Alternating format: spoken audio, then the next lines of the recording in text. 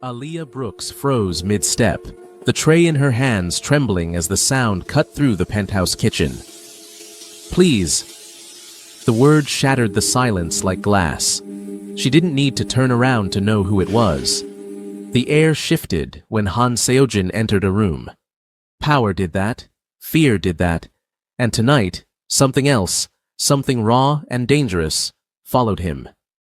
Just one night. Her pulse slammed against her ribs. Slowly, she set the tray down before her hands betrayed her. When she turned, Seojin stood in the doorway, suit jacket discarded, tie loosened, sleeves rolled up as if he'd been fighting something far more brutal than men. His dark eyes were burning, not with rage, with desperation. "This isn't appropriate," Aaliyah said quickly, backing until her hips hit the counter. "Sir, you shouldn't. I know what you saw." The words stopped her cold. He stepped closer. One step, then another. Each one tightened the invisible cord pulling at her chest. "In my wife's bedroom," he continued quietly. "You heard what she said to me." Heat rushed to her face. She had seen it, had witnessed the most feared man in Busan's underworld kneeling, begging his own wife for intimacy, for connection, only to be humiliated and rejected like he was nothing. "I shouldn't be here," Aaliyah whispered. "I should go." But she didn't move. Neither did he. "One night," Seojin said again, his voice rough. "Just let me forget who I am. Let me feel something real." This was wrong. Every instinct screamed it. He was her employer, a married man, a criminal. The very reason she'd crossed an ocean with a fake name and a hidden agenda. But when his hand lifted, hovering near her cheek without touching, her body betrayed her long before her mind could catch up. "We can't," she breathed, even as she leaned closer. "I know," he said. His thumb brushed her cheek, light as a confession. Electricity shot through her. "Tell me to stop." She should have. God, she should have. But the way he looked at her, like she was the only solid thing in a world built on lies, made her forget everything else. "I can't," she whispered. And when his lips met hers, months of tension detonated in a single, reckless heartbeat. Aaliyah knew it instantly. She had just made the most dangerous mistake of her life. "Besties, before we continue, let me ask you a question. Have you subscribed to our channel? If not, please do so to help this channel build a strong community, and tell us where you're watching from in the comments section." 3 hours earlier, Han Seojin had stood outside his wife's bedroom, hands clenched at his sides, his empire trembling not from war, but from humiliation. "Get out," Yoon Ara said without turning around. Her voice was ice. "Ara," he pleaded. "Just one night. The families are asking questions. We need an heir." She laughed softly and finally faced him, her smile cruel. "Good. Let them question. Let everything you built rot." "You can't be this heartless," he said hoarsely. "We haven't been together in months." "Not tonight," she replied. "Not ever." From the hallway shadows, Aaliyah had watched it all, breath locked in her chest as the most powerful man she'd ever known fell to his knees. Their eyes met, and in that moment, everything changed. 3 months earlier, Aaliyah Brooks stepped off a plane into Busan with one suitcase, a forged resume, and vengeance burning beneath her ribs. Raymond Brooks, her father, had been murdered 6 months ago in a warehouse in Georgia. The police called it a gang dispute. Aaliyah called it a lie. Encrypted files, offshore transfers, whispered names. Every trail led her here, to one man, Han Seojin, the youngest leader of the Koryo Syndicate, the man who united rival families before turning 30, the man tied to her father's final deal. So she did the one thing he'd never expect. She disappeared. As a foreign domestic worker, eyes downcast, voice quiet, presence forgettable, she walked into his penthouse wearing an apron instead of armor. The apartment crowned the city. White marble, glass walls, cold perfection. Her room was barely larger than a closet, but it had a lock and a view, and that was enough. She expected a monster. Instead, on her first morning, she found Seojin in the kitchen pouring his own coffee, exhaustion carved into his face. "You must be the new staff," he said calmly. "My wife is allergic to shellfish." That was it. No threats, no cruelty, just emptiness. Seo Ara arrived moments later, sharp and beautiful, her gaze slicing through Aliyah like she was nothing. "You don't speak unless spoken to," she said coolly. "You don't look at my husband. You don't exist." Aliyah bowed her head. "Yes, ma'am." The first week was patterns and silence. Seojin left early. Ara slept late. Separate rooms, separate lives. A marriage that looked like art and felt like a corpse. Aliyah worked quietly, photographing documents, cloning drives, memorizing conversations. But 2 weeks in, something cracked. One night, unable to sleep, she found herself in the penthouse library. And when Seojin appeared in the doorway, loosened tie, tired eyes, and asked, "Can't sleep?" everything shifted. "You read classical Korean philosophy?" he asked, surprised. "Before my life fell apart," she answered honestly. He studied her like she was a puzzle he hadn't expected to enjoy. "Why do you hide?" he asked. "Same reason you do," she replied softly. "Survival." And for the first time, he smiled. That was when Seo Ara noticed, and that was when everything truly began. After that night in the library, nothing changed on the surface, which made everything more dangerous. Aliyah still wore the apron, still kept her eyes lowered, still moved through the penthouse like a shadow. But now Seojin noticed, when she entered a room. Not openly, not foolishly, just a fraction too long for coincidence. He began taking his coffee in the kitchen instead of his office. "You grind the beans too fine," he said one morning, watching her work. She stiffened. "I'm sorry. I can—" "Don't." His voice softened. "It's better this way." That single sentence followed her all day. Seo Ara noticed too. She noticed the way Seojin's gaze tracked Aliyah when he thought no one was looking, the way his voice changed when he spoke to her, the way the maid no longer shrank the way fear demanded. Predators noticed threats instinctively. It was a Tuesday afternoon when the mask finally slipped. Aliyah was changing the sheets in the master bedroom when her hand brushed against something solid beneath the mattress. She froze. Slowly, carefully, she lifted the corner. A phone. Not Seo Ara's usual one. This was cheap, unregistered, disposable.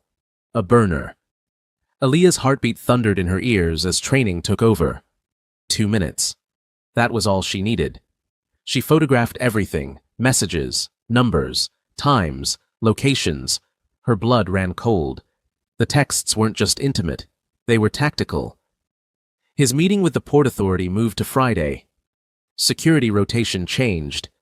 He suspects nothing. After the merger, we disappear. Interspersed between them were words that made her stomach twist. "I miss your hands." "He's too cold to notice." The contact name was a single letter. Monsieur Aliyah replaced the phone exactly as she found it, her fingers trembling despite years of discipline. She finished the bed, left the room, locked herself in the supply closet, and breathed through the nausea. Seo Ara wasn't just unfaithful, she was selling her husband's empire piece by piece. That night, dinner was a performance. Important guests, allied families, smiles sharp enough to cut glass. Aliyah served silently while Seo Ara played the devoted wife, her hand resting possessively on Seojin's arm. He endured it with rigid politeness, his jaw clenched every time she touched him. "You're a lucky man," one elder said. Seojin's smile didn't reach his eyes. "Indeed." After the guests left, the penthouse exhaled. Seo Ara disappeared into her room without a word. Aliyah was collecting glasses when Seojin spoke behind her. You must think we're pathetic. She turned, startled. Sir. Seojin, he corrected quietly. When it's just us. He looked exhausted, stripped raw. This marriage, he continued, it's a farce. It's not my place, I know. He stepped closer. But you see things. She did. Too much. He was close enough now that she could smell cedar and something darker beneath it. His voice dropped. In 3 years, no one has looked at me the way you do. Her breath caught. How do I look at you? Like I'm human. His hand lifted again, hovered, never touched. And then his phone rang. The moment shattered. He stepped away, mask sliding back into place as he answered in rapid Korean. Business. Always business. That night, Aaliyah traced the burner number. It led her straight into hell. Park Tae-sung, Seojin's right-hand man, his childhood friend, the man who knew everything. The betrayal hit harder than she expected. She spent days confirming it, tailing him, watching him meet Seo-ara in a discreet hotel outside the city, recording whispers through cracked doors, photographing hands entwined and mouths pressed together. They planned carefully. Wait until Seojin finalized the merger with the Japanese syndicate. Leak the intel, trigger chaos, disappear rich. If Seojin died in the fallout, that was simply efficient. Aaliyah sat in her car outside the hotel long after they left, staring at the evidence on her phone, chest aching in a way that had nothing to do with revenge. She had a choice. Stay invisible. Let it burn. Follow the mission. Or warn him. There was no path where she got both justice and safety. That night, Seojin was in his office, working late as always. Aaliyah stood outside the door for 10 minutes, heart pounding, every instinct screaming to walk away. He was still a criminal, still dangerous, still possibly connected to her father's death. But she knocked. Come in. He looked up, surprised. It's late. You should be resting. I need to tell you something, she said, voice steady despite the chaos inside her. About your wife. His expression hardened. I don't discuss my marriage with staff. She's having an affair with Tae-sung. Silence slammed down like a weapon. That's a serious accusation, Seojin said softly. I have proof. She showed him everything. He didn't interrupt, didn't shout, didn't break anything. When he finally spoke, his voice was hollow. How long have you known? 2 weeks? Why tell me now? Because I care about you. She swallowed it down. Because it's the right thing to do. He turned to the window, shoulders rigid. My marriage was an alliance. I never expected love, but I expected loyalty. He laughed once, bitter. And Tae-sung, he's been my brother. I'm sorry, she whispered. He turned back to her, eyes sharp. Who are you really? Her heart stopped. You're not just a maid, he continued. You speak 5 languages. You know surveillance. You move like someone trained. The lies she'd practiced crumbled. I'm looking for answers about my father's murder, she said quietly. The trail led to you. She braced for anger. Instead, he smiled sadly. And did you find them? I found that you weren't what I expected, she said, and that you weren't there when he died. He studied her. Are you leaving now? She should have. I don't know, she admitted. Stay, he said, voice bare. Please. And against every rule she'd ever lived by. She did. The week that followed existed in a strange, suffocating limbo. Seojin said nothing to his wife, nothing to Tae-sung. He went to meetings, signed documents, made calls, played the unshakable syndicate leader so convincingly that even Aaliyah wondered if she had imagined the crack in his armor. But when they were alone, the silence spoke louder than words. Late nights in the library became routine, not touching, not crossing lines, just 2 people circling something dangerous they refused to name. You grew up in this life, Aliyah said one night, seated across from him, legs tucked beneath her. Did you ever want out? He didn't answer right away. I wanted to choose, he said finally. I never got to. She nodded. Neither did I. Their eyes held. Something fragile passed between them. Seo Ara watched everything. The birthday party was her idea. Appearances matter, she said coolly, days before. All 5 families will attend. We need unity. Seojin agreed without hesitation. Aliyah felt dread settle deep in her bones. The penthouse transformed into something unreal. Crystal chandeliers, imported flowers, champagne chilled to perfection. Guests in tailored suits and silk gowns filled the space with laughter that sounded rehearsed.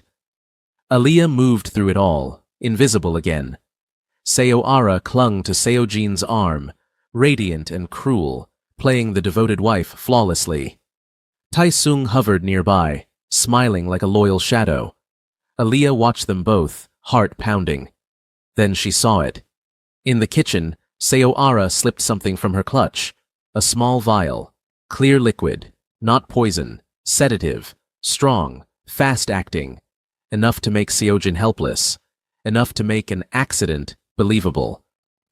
Aliyah didn't think. She moved.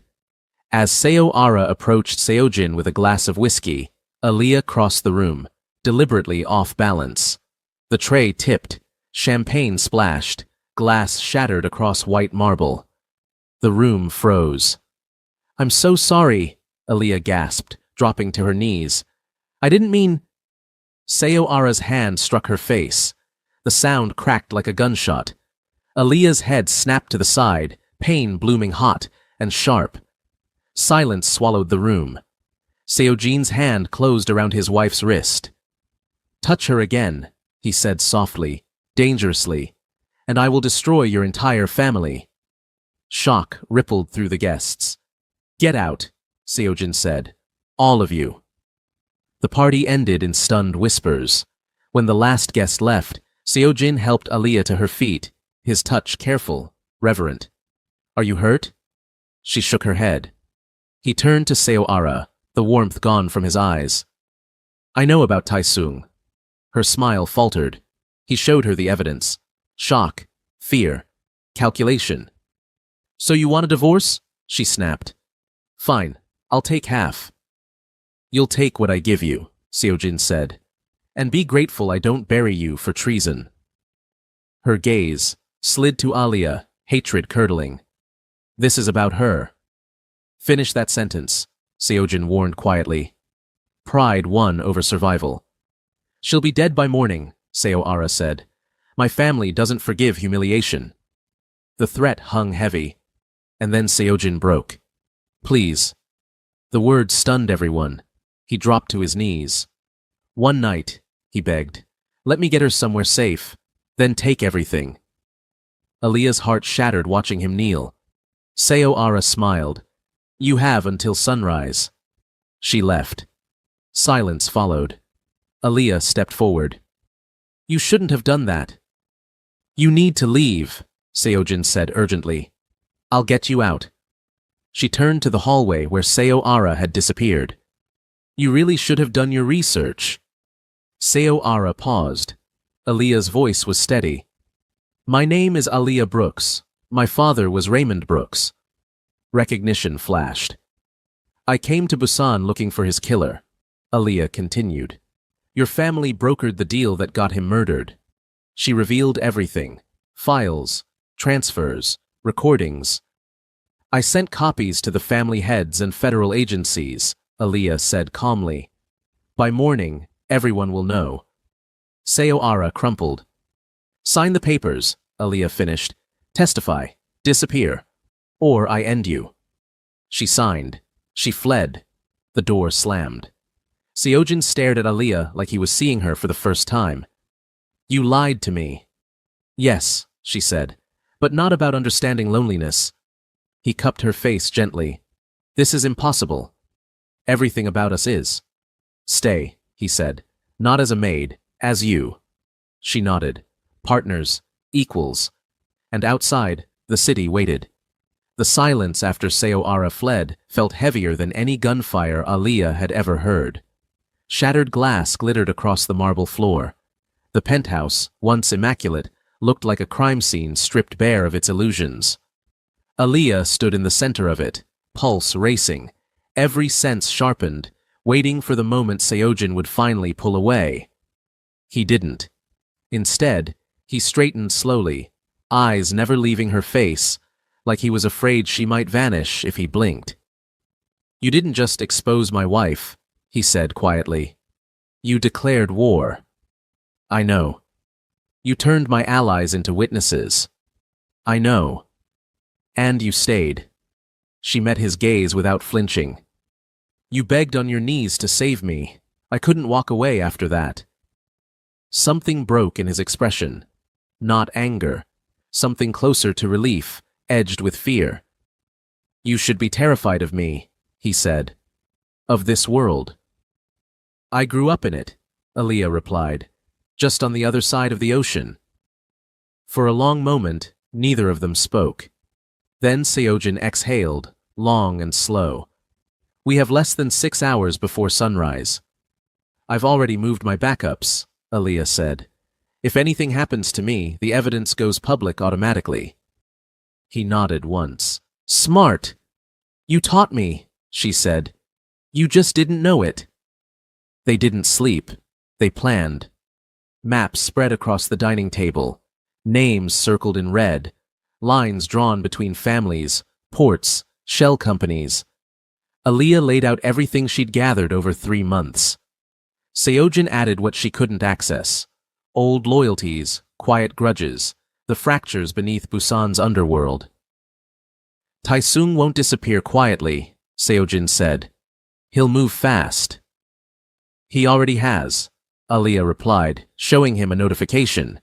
"He just pulled funds from 3 accounts." Seojin's jaw tightened. "He's buying protection." "Too late," Aliyah said. "Everyone knows now." At dawn, the city exploded. Phones rang non-stop. Messages flooded in. Family heads demanded answers. Law enforcement inquiries multiplied. The Koryo syndicate fractured overnight, not by force, but by exposure. Seo Ara vanished before noon. Witness protection. Her family disowned her within hours. By evening, Taesung was found alone in a hotel room, his accounts frozen, his allies silent. Seojin didn't have to touch him. The world they built together had already decided his fate. Throughout it all, Aliyah stayed at Seojin's side, not hidden, not silent, seen. At the emergency council meeting that night, the tension was electric. 5 families, 1 table, no smiles. "You brought an outsider into our home," one elder spat. "A woman who nearly collapsed the syndicate." Seojin's hand rested on the back of Aliyah's chair. "She saved my life," he said calmly, "and exposed a traitor among us. She's a liability." "She's an asset," Seojin corrected, "and she's under my protection." Aliyah felt every eye on her, judging, measuring, calculating how much blood she was worth. "You're asking us to accept her," another said slowly. "A foreigner, a woman, at your side." Seojin leaned forward. "I'm not asking." Silence. Afterward, when they were alone again, the weight finally caught up to her. "This doesn't scare you?" Aliyah asked softly. "Losing allies, standing alone." "I've always been alone," he replied. "I just didn't know it until now." That night, the penthouse felt different. Not safer, just honest. Aliyah stood by the window, watching the city pulse with secrets, when Seojin joined her. "You could still leave," he said. "Disappear, start over." She smiled faintly. "And let them rewrite the story?" "You don't owe me anything." She turned to face him. "You knelt for me. You broke every rule of your world." He searched her face. "And you dismantled an empire for me." "For truth," she corrected. "For my father." "And for me," he said quietly. She didn't deny it. When he kissed her this time, it wasn't desperate. It was steady, certain. Two people choosing each other with open eyes. Outside, threats gathered. Inside, something fragile took root. By morning, warrants were issued, assets seized. Rival families scrambled to distance themselves from the scandal.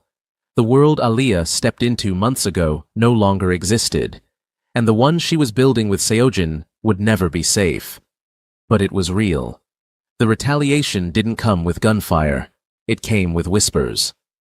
By the second day, Busan's elite circles were buzzing, not about the collapse of a powerful family, not about frozen assets or indictments, but about her, the maid, the foreign woman standing beside Han Seojin.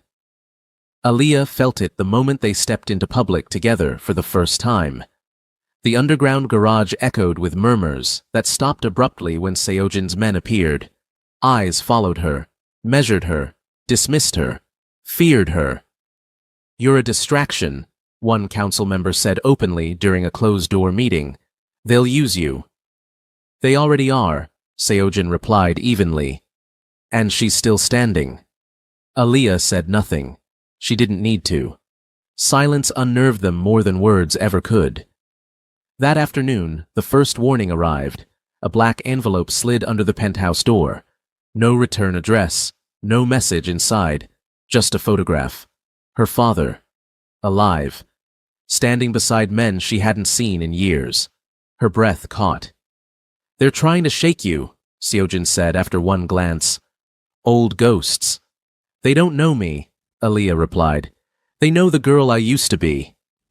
She remembered her father's voice, calm, strategic, teaching her how to read rooms, not people, how to see leverage where others saw chaos. "They think this will make me run," she said quietly. "It won't." That night, a car followed them. Not close enough to attack, just close enough to be seen. Seojin's security reacted instantly, rerouting, shielding, surrounding. Aliyah watched the city blur past the tinted windows, pulse steady despite the danger. "You're too calm," he said. "I've lived with worse," she replied. "Fear wastes energy." He studied her. "You're not pretending anymore." "No," she said. "Neither are you." The next strike was louder. An emergency press conference, anonymous leaks, headlines screaming scandal. Foreign woman linked to criminal empire Maid or mastermind. Power couple or power play. They tried to frame her as a manipulator, a spy, a seductress who destabilized a dynasty. Seojin watched the coverage in silence, jaw tight. "Say the word," he said finally. "I'll shut them down." "No," Aliyah said. "Let them talk." He turned to her sharply. "This puts a target on you." "It already exists," she replied. "But if we silence them, we confirm their fear." She stepped closer, voice firm. "My father taught me something important. When they don't know what you'll do next, you win." That evening, she did something no one expected. She went public. Not with rage, not with threats, with truth. Standing beside Seojin, she addressed the cameras calmly, her words measured and deliberate. "My name is Aliyah Brooks," she said. "I was invited into this home as staff. I stayed because I uncovered a crime that nearly cost lives, including my own." She didn't beg for acceptance. She didn't apologize. "I didn't seduce anyone," she continued. "I didn't manipulate power. I exposed corruption. If that makes you uncomfortable, ask yourself why." The room went silent. Seojin didn't interrupt, didn't overshadow her. He stood slightly behind her, a deliberate choice that sent its own message. Partners. That night, the threats escalated. An attempt on one of Seojin's warehouses, a warning shot, no casualties, just smoke and intent. "They're testing us," Aliyah said, scanning reports, "seeing how far we'll go." Seojin met her gaze. "How far will you go?" She didn't hesitate. "All the way." They struck back strategically, not violently, legally, financially, exposing shell companies, cutting supply lines, turning quiet allies into witnesses. The old world crumbled faster than anyone anticipated, but victory came with a price. One evening, as the penthouse finally grew quiet, Aaliyah stood alone in the library, staring at the city lights. For the first time since arriving, exhaustion crept in. Seojin joined her. "You're carrying too much," he said. "So are you." He hesitated. "When this is over, you don't have to stay." She turned. "Is that what you want?" "No," he admitted. "But wanting you makes me dangerous to you." She stepped closer. "I didn't survive my father's world by being fragile." "I know," he said softly. "That's what scares me." She smiled faintly. "Then trust me." The next morning, the final move arrived. An arrest warrant, not for Seojin, for the men who ordered her father's death. The evidence Aaliyah had planted months earlier finally surfaced, airtight and undeniable. International cooperation moved swiftly. Assets seized, names exposed. Raymond Brooks's killers were no longer ghosts. Aaliyah watched the news alone. Seojin found her sitting on the floor, back against the couch, tears streaking silently down her face. He knelt in front of her. Didn't speak. She broke. "I spent my whole life thinking justice would feel louder," she whispered. "He's still gone." He pulled her into his arms without a word. Outside, sirens wailed. Inside, grief finally found space to breathe. The city didn't stop moving just because justice finally caught up. Busan woke the next morning loud and indifferent. Traffic humming, headlines updating, people living their lives unaware of how close everything had come to burning down completely. The world had shifted, but only for those standing at the center of it. Aaliyah stood on the balcony of the penthouse, wrapped in a robe that wasn't hers, watching the skyline dissolve into early light. For the first time since her father died, there was no next move demanding her attention, no enemy left to expose, no evidence left to send, just quiet. Seojin stepped out behind her, careful not to startle her, as if she were something fragile instead of the most dangerous woman he knew. "It's done," he said quietly. She nodded. "They're in custody. They'll never touch you again." She turned to look at him. "You can't promise that." "No," he admitted, "but I can promise they'll regret trying." She studied his face, the man who had knelt, who had begged, who had chosen her openly in a world that punished weakness. The man who had once terrified an entire city and now stood bare in front of her without armor. "What happens now?" she asked. He exhaled slowly. "Now the syndicate restructures, quietly, ruthlessly, without the rot." "And me?" "That depends on what you want." She leaned back against the railing, eyes returning to the city. "If I stay, I'll never be invisible again." "You never were," he said. "If I leave," she continued, "they'll call it proof. Say you were manipulated. Say you lost control." He stepped closer. "I don't care what they say." She looked up at him. "I do. Not because I'm afraid, but because I won't let them rewrite what we did." Silence stretched between them, not uncomfortable, just heavy with truth. "I won't be your weakness," Aaliyah said finally. "And I won't be your shield." Seojin met her gaze. "Then be my equal." That word again. Equal. It had followed them from the beginning, threading itself through every impossible choice they'd made. She nodded once. "Then we do this openly. On our terms." That afternoon, the penthouse filled with people again. But this time, there were no performances. The family heads arrived tense, guarded, wary. They expected apologies, concessions, a power play softened by scandal. They got none. Seojin stood at the head of the room, composed, unflinching. Aaliyah stood beside him, not behind. "This syndicate survives because we adapt," Seojin said calmly, "because we cut out betrayal before it infects the whole body." Murmurs rippled. "And because we don't mistake tradition for strength," Aaliyah added, her voice steady, cutting cleanly through the noise. Some bristled. Others listened. She exposed a conspiracy that nearly destroyed us, Seojin continued. Anyone who questions her place here questions my judgment. Silence. Then one elder spoke. And if someone challenges that? Seojin didn't answer. Aliyah did. Then they answer to me. The meeting ended without bloodshed, without shouting, without threats. It was more terrifying than violence ever could be. That night, when the penthouse finally emptied again, exhaustion crashed down hard. Aliyah sank onto the couch, rubbing her temples. You didn't have to do that, she said, softly. Stake your authority on me. I wanted to, Seojin replied. For once. She studied him. You know this makes me a permanent target. He nodded. And it makes you untouchable. She laughed quietly. That's not how this world works.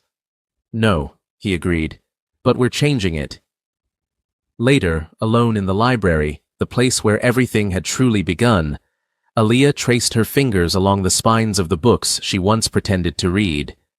The girl who arrived here with a fake name and a hidden knife felt impossibly distant.